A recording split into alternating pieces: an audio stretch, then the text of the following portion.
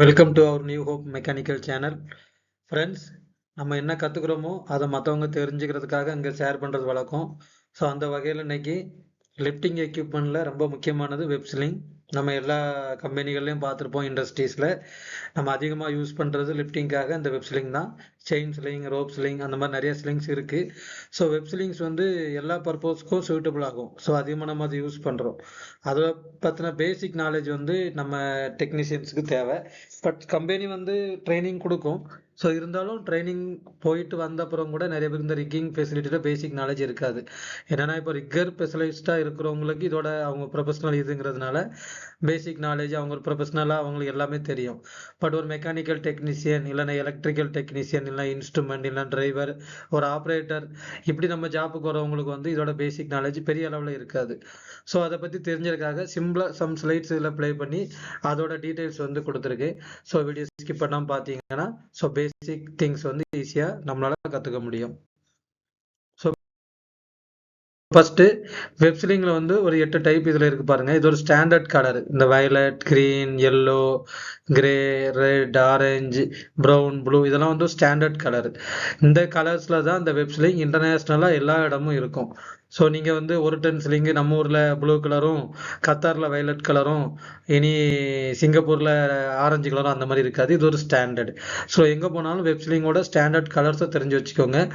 So நாளைக்கு இது வந்து ஒரு வெயில்லையோ இல்லை எங்கேயோ பட்டு சேடட் ஆனால் கூட இந்த கலரை வச்சு உங்களால் ஈஸியாக எத்தனை டன் ஸ்லிங்கு இது எப்படி யூஸ் பண்ணலாங்கிறது நமக்கு ஈஸியாக தெரியும். ஸோ மோஸ்ட் ஆஃப் இண்டஸ்ட்ரியில் வெயிட் வந்து 1 டன்னுக்கு கீழே இருக்கிறப்போ நம்ம வந்து இந்த வயலட் கலர் ஸ்லிங் நம்ம யூஸ் பண்ணுறோம். So next 2 ton green colour. இப்போ 2 டன்னுக்கு கீழே 1.5 டன், 1.6 டன், இந்த மாதிரி வெயிட் கெப்பாசிட்டி இருக்கிற லோடை நம்ம அப் பண்ணுறதுக்கோ லோவர் பண்ணுறதுக்கு இல்லை மூவ் பண்ணுறதுக்கு நம்ம 2 டன் ஸ்லிங் யூஸ் பண்ணுவோம். ஸோ ஃபஸ்ட்டு எந்த ஸ்லிங் நம்ம யூஸ் பண்ணுறா இருந்தாலும் அந்த லோடு அது எவ்வளோ வெயிட் இருக்குங்கிறத வந்து நம்ம ஃபஸ்ட்டு கால்குலேட் பண்ணிக்கணும். அப்புறம் அதோட சேஃப் லென்த்து, வால்யூம், அதை பொறுத்து அது எத்தனை லென்த், எவ்வளோ மீட்டர் லென்த் உள்ள ஸ்லிங் நம்ம யூஸ் பண்ணுறோம் அப்படிங்கிறத ஃபஸ்ட்டே கன்ஃபார்ம் பண்ணிக்கணும். ஸோ எந்த பொருளை நம்ம லிஃப்டிங் பண்ண போகிறோம்னாலும் ஃபஸ்ட்டு நம்ம அதுக்கு ஆத்தரைஸ்டாங்கிறத நம்ம இன்ஷூர் பண்ணிக்கிட்டு அந்த லிஃப்டிங் எக்யூப்மெண்ட் கரெக்டாக இருக்கா, இல்லை அது ஓகேவா, அதை ஃபஸ்ட்டு கிளியராக செக் பண்ணிவிட்டு அதுக்கப்புறம் அந்த கரண்ட் லிஃப்டிங் கோடில் அது இருக்குதா. இப்போ நிறைய கம்பெனிஸ் வந்து லிஃப்டிங் கலர் கோடு வச்சுருப்பாங்க. ஸோ அந்த கலர் கோடு வந்து இந்த வெப்ஸ்லிங்கில் வந்து நமக்கு ஆல்ரெடி அட்டாச் பண்ணியிருக்காங்களா, இதுக்கு ப்ராப்பர் சர்டிஃபிகேட்ஸ்லாம் இருக்குதாங்கிறத செக் பண்ணிக்கோங்க. அதுக்கப்புறம் அந்த லோடு எவ்வளோங்கிறத ஃபஸ்ட்டு கால்குலேட் பண்ணுங்கள். இப்போ ஒரு மோட்டரை நம்ம லிஃப்ட் பண்ண போகிறோம் அப்படின்னா அந்த மோட்டர் வந்து 500 கிலோகிராமா இல்லை 2 டன்னா, மேபி 5 டன்னா கூட இருக்கலாம். அந்த லோடு எவ்வளோங்கிறத ஃபஸ்ட்டு கால்குலேட் பண்ணிவிட்டு அதுக்கப்புறம் அதோட சைஸ், லென்த்து, பிரெத்து, அது எவ்வளோ நீளம் எவ்வளோ அகலம் இருக்குதுன்னு பார்த்துட்டு அதுக்கேற்றாப்புல ஸ்லிங் செலக்ட் பண்ணுங்கள். ஸோ இந்த ஸ்லிங் வந்து நம்ம அட்டாச் பண்ணுறது மோஸ்ட் ஆஃப் டைம் வந்து ஐ போல்ட் போட்டு டி சைக்கிள் வெப் இந்த மாதிரி தான் ஒரு ப்ரொசீஜரை நம்ம அட்டாச் பண்ணுறோம். ஸோ ஃபஸ்ட்டு இந்த இதில் பார்த்தீங்கன்னா இது D shackle. So next bow shackle. இந்த டி சைக்கிள்ங்கிறது அப்படியே டி ஷேப்லேயே இருக்கும். ஸோ நிறைய கன்ஃபியூஷன்ஸ் இதில் இருக்குது. அதை கிளியர் பண்ணாக்காக தான் அந்த இமேஜ் கொடுத்தேன். பவு சைக்கிள்ங்கிறது இங்கே பார்த்தீங்கன்னா அந்த சி மாதிரி ஒரு அமைப்பில் இருக்கும். ஸோ இந்த ரெண்டும் நம்ம பார்த்து வச்சுக்கிறது நல்லது. டி சைக்கிள் எடுத்துகிட்டு வான்னு கேட்குற இடத்துல பவு சைக்கிள் கொண்டு போகக்கூடாது. ஸோ மோஸ்ட் ஆஃப் ஏரியா ரெண்டும் சேம் பர்பஸ் தான் யூஸ் பண்ணுறோம். But some special vertical movement அந்த மாதிரி இருக்கிறதுக்கு டி சைக்கிள் சூட்டபிளாக இருக்கும். ஸோ வெர்டிக்கலாக ஒரு லோடை வந்து டைரெக்டாக அப் பண்ணுறோம். ஸோ சம்டைம் வந்து ஹரிசாண்டலாகவும் அந்த லோடை மூவ் பண்ண வேண்டியிருக்கு. அப்படிங்கிற இதில் வந்து பவு சைக்கிள் ஈஸியாக இருக்கும்.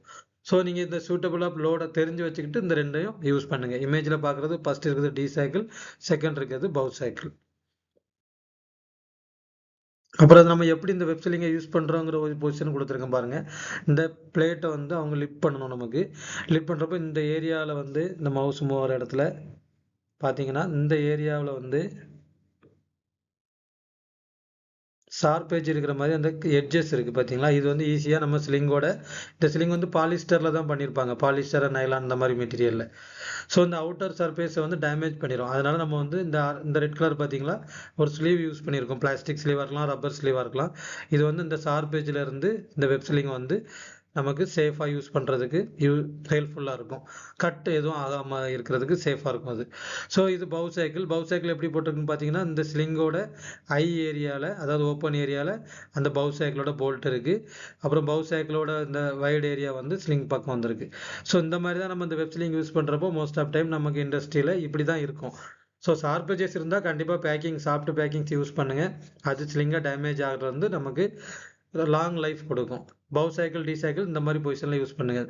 இந்த ஐ போல்ட்டோட இந்த பவ் சைக்கிளோட போல்ட் ஏரியா இந்த பக்கம் வராத அளவுக்கு இந்த பக்கமே மோஸ்ட் ஆஃப் டைம் வர மாதிரி யூஸ் பண்ணுங்க. அப்பதான் லோடு வந்து ஸ்விங் ஆகாது.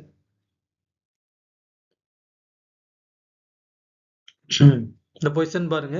லோட்ல ஃபர்ஸ்ட் இமேஜ் பார்த்தீங்கன்னா நமக்கு வந்து ஐ ஏரியாவில் தான், அந்த ஸ்லிங்கோட ஐ ஏரியாவில் தான், அதாவது ஓப்பன் ஏரியாவில் நம்ம பவ் சைக்கிளோட போல்ட் ஏரியா இருக்குது. செகண்ட் இமேஜில் இப்படி போட்டிருக்கோம். இப்படி போட்டிருக்கப்போ நமக்கு வந்து இந்த பொசிஷனில் லோடு ஸ்விங் ஆகிறதுக்கு நிறைய சான்சஸ் இருக்கும். ஸோ ஃபஸ்ட்டு எப்போவுமே லோடோட வெயிட் நம்ம கால்குலேட் பண்ணிவிட்டு லிஃப்ட் பண்ணுறப்போ இந்த மாதிரி பொசிஷனில் நம்ம யூஸ் பண்ணணும். அண்ட் இதில் இன்னொரு திங்ஸ் இருக்குது. இவங்க சேம்பர் இருக்கிறதுனால இதில் சாஃப்ட் பேக்கிங் யூஸ் பண்ணல. ஃபஸ்ட்டு நம்ம ஒர்க் பண்ணுறதா இருந்தால் இந்த மாதிரி கார்னர் இந்த மாதிரி எட்ஜஸ் வர இடத்துல கண்டிப்பாக சாஃப்ட் பேக்கிங்ஸ் யூஸ் பண்ணணும். ஸோ லிஃப்டிங் எக்யூப்மெண்ட்னா என்னன்னு நமக்கு நிறைய பேருக்கு தெரியும். பட் அதை சொல்ல தெரியாது. லிஃப்டிங் எக்யூப்மெண்ட்னா அது ஒரு மிஷினாக இருக்கலாம், அது ஒரு டூலாக இருக்கலாம், இல்லை அது ஒரு டிவைஸாக கூட இருக்கலாம். நம்ம ரைஸ் பண்ணுறதுக்கு, அதாவது அப் பண்ணுறதுக்கு, மூவ் பண்ணுறதுக்கு எந்த மாதிரி நம்ம ஒரு டூலை யூஸ் பண்ணாலும் அதோட நேம் வந்து லிஃப்டிங் எக்யூப்மெண்ட் தான். ஸோ எக்ஸாம்பிள் பார்த்தீங்கன்னா கிரேனு, நம்ம இண்டஸ்ட்ரியெலாம் கம்பெனிலாம் இருக்கிற மாதிரி இஓடி கிரேனு, அதுக்கப்புறம் ஹாய்ஸ்ட்டு, ஃபோர்க் லிஃப்ட்டு, இந்த லிஃப்டிங் செயின்ஸு, ஸ்லிங்ஸு, ஹூக்ஸ், இது எல்லாமே வந்து லிஃப்டிங் எக்யூப்மெண்ட் சென்டரில் தான் நமக்கு வந்து கவர் ஆகும். Key features of web slings. அதாவது வெப் சிலிங்ஸில் வந்து என்னெல்லாம் இருக்குன்னு பார்த்தீங்கன்னா, மெட்டீரியல் கொஞ்சம் முன்னே நான் ஆல்ரெடி சொன்னேன். மெட்டீரியல் வந்து இது மேடு ஃப்ரம் டியூரபிள் சிந்தட்டிக் ஃபேப்ரிகேஸ். அதாவது எக்ஸாம்பிள் பார்த்தீங்கன்னா பாலிஸ்டர் ஆர் நைலான் மெட்டீரியலை தான் யூஸ் பண்ணுவாங்க. எதுக்குன்னு பார்த்தீங்கன்னா ஈஸியாக வீர் அண்ட் டியர் ஆகாமல் இருக்கிறதுக்கு. ஃப்ளெக்சிபிலிட்டி, லைட் வெயிட்டாக இருக்கும், ஈஸியாக நம்ம எங்கேனாலும் எடுத்துகிட்டு போய் யூஸ் பண்ணிக்கலாம். இப்போ ஒயர் ரோப்போ இல்லை வெப் சிலிங்கோ compare to wire rope chain sling பார்த்தீங்கன்னா இந்த வெப் சிலிங் வந்து நம்ம ஈஸியாக ஹேண்டில் பண்ணுறதுக்கு ஈஸியாக இருக்கும். லோடு ப்ரொடெக்ஷன், இதில் வந்து நமக்கு சாஃப்ட் சர்ஃபேஸ் ப்ரிவென்ட்ஸ் டேமேஜ்னு சொல்லுவாங்க. அதாவது இதோட சர்ஃபேஸ் வந்து சாஃப்டாக இருக்கும் வெப்சிலிங்கோடது. நம்ம ஒரு பிளாஸ்டிக் மெட்டீரியல் இல்லைனா ரொம்ப பிரிட்டில் டைப் கண்ணாடி மெட்டீரியல்லாம் நம்ம லிஃப்ட் பண்ணுறதா இருந்தோன்னா செயின் ஸ்லிங் யூஸ் பண்ணால் அந்த மெட்டீரியலோட சர்ஃபேஸ் கண்டிப்பாக அஃபெக்ட் ஆகும். ஸோ தட் சுச்சுவேஷனில் நம்ம இந்த வெப்சிலிங் யூஸ் பண்ணால் அந்த சர்ஃபேஸும் நமக்கு பாதிக்காமல் இருக்கும். ஸ்ட்ரென்த்தும் நமக்கு ஒரு பெரிய ஹெவி லோடு லிஃப்ட் பண்ணுற அளவுக்கு இந்த வெப் ஸ்லிங்லேயும் நல்ல ஸ்ட்ராங் ஸ்ட்ரென்த் இருக்கும். அண்ட் இது எல்லா சேஃப்டி மெஷர்ஸையும் ஃபாலோ பண்ணும். அதாவது ஓசா ஸ்டாண்டர்ட் எல்லாமே இந்த வெப் ஸ்லிங்ஸ்க்கும் ஃபாலோ இப்போ இருக்குது. ஸோ இண்டஸ்ட்ரியில் அதிகமான டைம் வந்து மோஸ்ட்லி யூஸ் பண்ணுறது இந்த வெப் ஸ்லிங் தான்.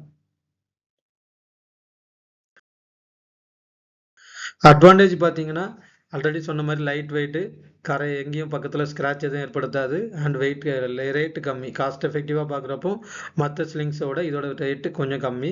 அண்ட் இது எந்த மாதிரி பொசிஷன்லையும் நம்மளால் யூஸ் பண்ண முடியும். அதனால் அதிகமான இண்டஸ்ட்ரீஸில் வெப் ஸ்லிங் யூஸ் பண்ணுறாங்க. சேஃப்டி கன்சிடரேஷன் பார்த்தீங்கன்னா நான் ஃபஸ்ட்டு வீடியோ ஸ்டார்ட் பண்ண போகும்போது சொன்னேன், நம்ம எந்த ஒரு லிஃப்டிங் எக்யூப்மெண்ட் யூஸ் பண்ணாலும் ஸ்டார்டிங்லேயே வந்து அதை செக் பண்ணிக்கணும். அதை விசுவல் இன்ஸ்பெக்ஷன் பார்க்கணும். அது எந்த மாதிரி டோன் எதுவும் ஆகாமல் இருக்கணும். கலர் கோடிங்கில் இருக்கான்னு பார்க்கணும். எல்லா கம்பெனிஸும் 6 மந்த் ஒருக்கா கலர் கோடிங் சேஞ்ச் பண்ணுறாங்க.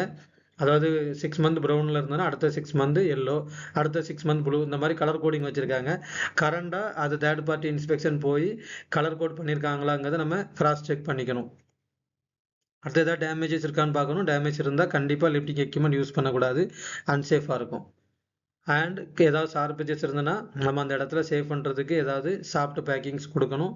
அப்படி ஸ்லீவ்ஸ் அந்த மாதிரி ஏதாவது ஒரு சாஃப்ட் பேக்கிங் கொடுத்தா தான் வெப் சிலிங்கோட சர்ஃபேஸ், அதாவது அந்த நைலான் பார்ட்டிகள் வந்து டேமேஜ் ஆகாமல் இருக்கும். ஸோ நிறையா டைப் இருக்குது வெப் சிலிங்கில். டைப் 5 டைப் இருக்குது. அதில் வந்து அதிகமான இண்டஸ்ட்ரீஸில் யூஸ் பண்ணுறது வந்து டைப் 4 அண்ட் டைப் 5 தான்.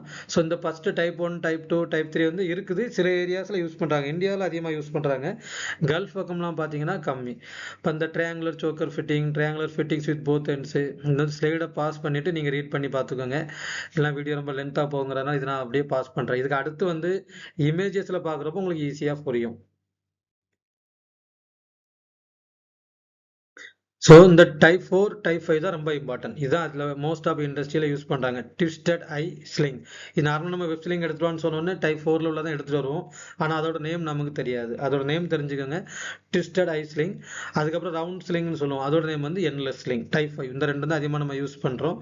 ஸோ டைப் 3 மாதிரி தான் இருக்கும். பட் அந்த ஐஸ் வந்து நார்மல் ஸ்லிங் பாடியிலேருந்து 90 டிகிரி ரொட்டேட் ஆகிருக்கும். ஏன்னா அது லோடிங் கெப்பாசிட்டி அதிகமாக இருக்கிறதுனால அது இந்த மாதிரி டிசைனில் இருக்கும். ஸோ அடுத்து டைப் 5 வந்து endless link continuous loop format, ஒரு வளையல் அல்லனா ஒரு ரப்பர் இந்த மாதிரி இருக்கும், அந்த மாதிரி ஷேப்பில் இருக்கிறது என்லெஸ் லிங்க்னு சொல்லுவாங்க. அதிகமாக ஹெவி லோட்லாம் லிஃப்ட் பண்ணுறப்போ இந்த என்லெஸ் லிங்க் தான் யூஸ் பண்ணுவாங்க. ஸோ இமேஜ் வைஸாக பார்க்கலாம். டைப் 1 ஆல்ரெடி சொன்னால இமேஜ் வைஸாக பார்க்குறப்போ புரியும். இது ட்ரையாங்குலர் சோக்கர் ஃபிட்டிங்ஸ். இந்த பார்த்தீங்கன்னா இந்த ட்ரையாங்குலர் ஏரியாவில் இந்த கீழே இருக்கிறது பார்த்தீங்களா, இந்த ஷேப் இது வந்து நம்ம சோக் பண்ணுறதுக்கு உள்ள இந்த ஷேப் வந்து மேலே போய் அட்டாச் ஆகி நம்ம ஒரு லிஃப்ட்டை ஒரு எக்யூப்மெண்ட்டை மெட்டீரியலை நம்ம லிஃப்ட் பண்ணுறதுக்கு இந்த மாதிரி ஸ்லிங் அதிகமாக யூஸ் ஆகுது. ஸோ இது நம்ம ஏரியாவில் அதிகமாக யூஸ் பண்ணுறாங்க. இந்தியாவில், கல்ஃபில் கொஞ்சம் கம்மி தான். பட் யூசர்ஸ் உங்கள் கம்பெனியில் யூசர்ஸ் இருந்ததுன்னா இதை யூஸ் பண்ணி பார்த்துக்கலாம், பாருங்கள். ஸோ நெக்ஸ்ட் இது அதே சேம் தான், பட் டபுள் சைடு வந்து ட்ரையாங்கிள் இருக்கு. ஸோ அதனால இது நம்ம சோக் பண்ண முடியாது. ரெண்டு சைடுமே டீசைக்கிள் போட்டு தான் டைரெக்டாக நம்ம யூஸ் பண்ண முடியும். இது type 3 type 4. Type 3 and type 4 பார்க்க சிமிலராக இருக்கும். பட் இந்த எண்ட் மட்டும் நமக்கு வந்து இங்கே வந்து ஸ்ட்ரைட்டாக இருக்குது டைப் 3ல. டைப் 4ல பார்த்தீங்கன்னா இந்த ஏரியாவில் வந்து 90 டிகிரி ட்விஸ்டடாக இருக்குது. ஸோ மோஸ்ட் ஆஃப் இண்டஸ்ட்ரியில் இந்த டைப் 4 தான் யூஸ் பண்ணுவாங்க. லோட் கேரிங் கெப்பாசிட்டி அதிகமாக இருக்கும். இன்னொரு மெயின் திங், இந்த மாதிரி அவங்க ஒரு டேக் கொடுத்துருப்பாங்க, இல்லைனா இதில் வந்து அட்டாச் பண்ணியிருப்பாங்க manufacturer details, safe working load எவ்வளோ, அதுக்கப்புறம் இது எந்த மாதிரி பொசிஷனில் யூஸ் பண்ணலாம், இது என்ன மெட்டீரியல்ங்கிற மாதிரி எல்லா டீட்டெயில்ஸும் வந்து அந்த மேனுஃபேக்சரர் டேட்டாஸ் இதில் இருக்கும். இதை ரீட் பண்ணி நம்ம தெரிஞ்சுக்கலாம். இது லாஸ்ட்டாக சொன்னது என்லெஸ் ஸ்லிங்கு. ஒரு அதிகமான லோடு, அதாவது 5 டன் 4 டன் இந்த மாதிரி ஹெவி லோடை லிஃப்ட் பண்ணுறதுக்கு, மூவ் பண்ணுறதுக்கு இந்த ஸ்லிங் நம்ம அதிகமாக யூஸ் பண்ணுறோம். இது நம்ம ஈஸியாக ஹேண்டில் பண்ணுறாங்கிறதுனால அதிகமான கம்பெனிஸில் யூஸ் பண்ணுற ஸ்லிங் இந்த மாதிரி என்லெஸ் ஸ்லிங் தான். ஸோ கலர் கோட் மறுபடியும் கிராஸ் செக் பண்ணிக்கோங்க. பார்த்தீங்கன்னா வயலட் வந்து 1 டன். இது இன்னொரு பாயிண்ட் இதில் பார்த்துக்கலாம். நமக்கு வந்து இந்த லைன் பிளாக் கலர் லைன் இருக்குல்ல, ஸ்டிச்சஸ், இதை நம்ம கவுண்ட் பண்ணியும் இது எத்தனை டன்னுங்கிறத நம்மளால் சொல்ல முடியும்.